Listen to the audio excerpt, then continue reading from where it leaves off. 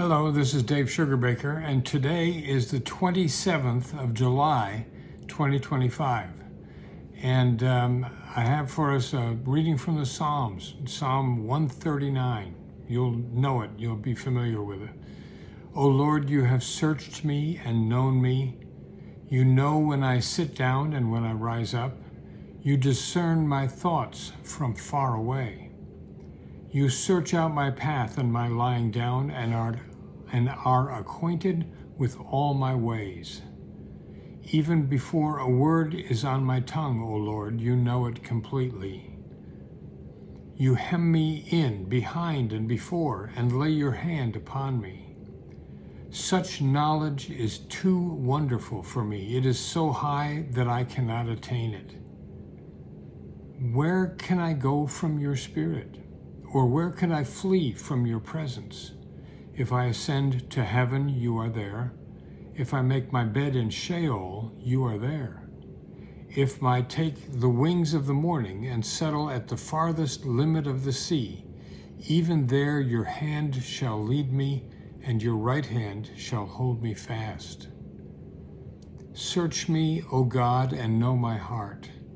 Test me and know my thoughts, and see if there is any wicked way in me, and lead me in the way everlasting.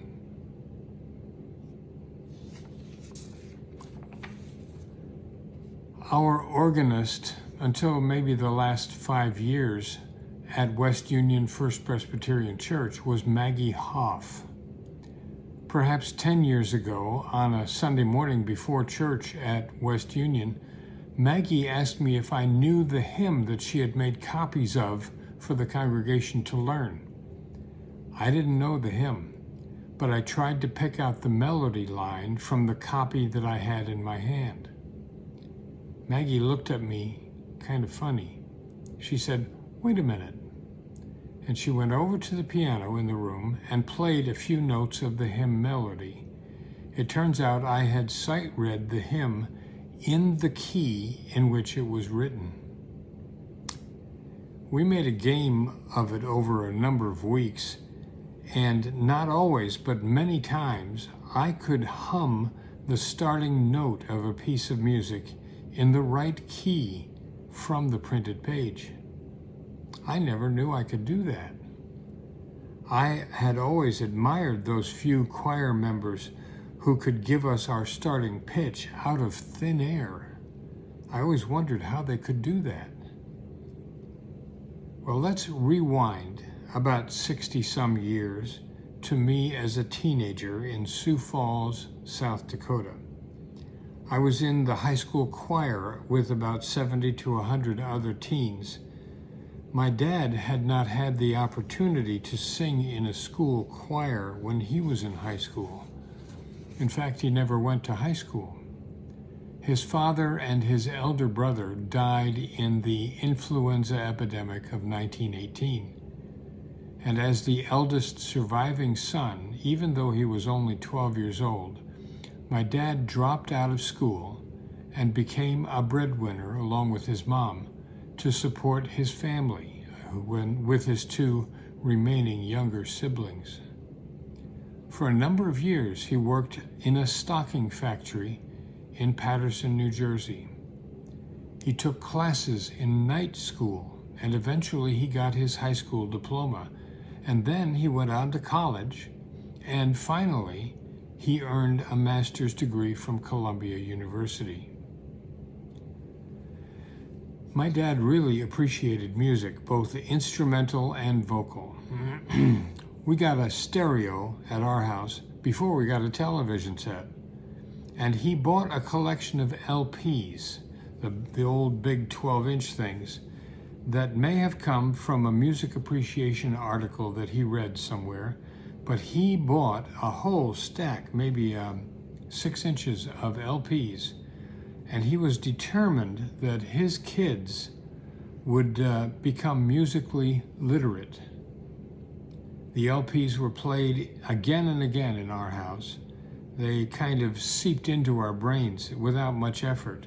if somebody had sat us down and said, you have to listen to all this long-haired music, we probably would not have wanted to do it, but it was just playing all the time in the background at our house. And as a result, I can tell Berlioz from Bach and Handel. No problem at all. All of this is background for sharing a joke that my dad played on me. It was very subtle, and as it turns out, only he and I knew what was going on. My dad planned and rehearsed the prank ahead of time, and finally, he had the situation that he was waiting for. I was in the living room, lounging about like a teenager, probably taking up the whole couch. My mother and my brother were also there as well. So my dad comes into the room whistling a hymn tune. And then, without any warning, in the middle of the melody, he changed key. I was the only one who reacted. I jumped up off of the couch as though somebody had put an ice cube down my shirt. My brother, who would later become a physicist, and my librarian mother both did not react at all. But I said, "Don't do that." And my dad asked, "Don't do what?" My mother and brother were looking at me as though I was crazy. "You changed key," I said. "I did?" My father said innocently, and then he kind of grinned at me. That was the end of it. Both my dad and I enjoyed the situation just tremendously, but I'm not sure my brother or my mother ever really understood what had happened. What I got from that prank was that my dad understood me. My dad knew me well. Humor was pretty subtle at our house.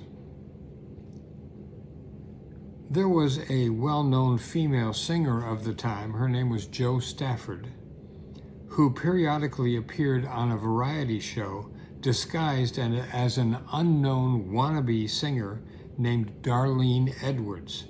And with a straight face, she intentionally sang the whole song off-key.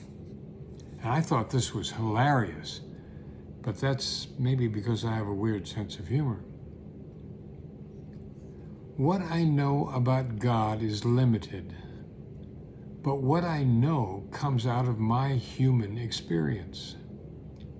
Since I have experienced love in my life, I understand something of what God must be like, because as human beings, we believe that God is love, at least here in the Western world. I know that my dad loved me and he knew me well. That love helps me to understand God.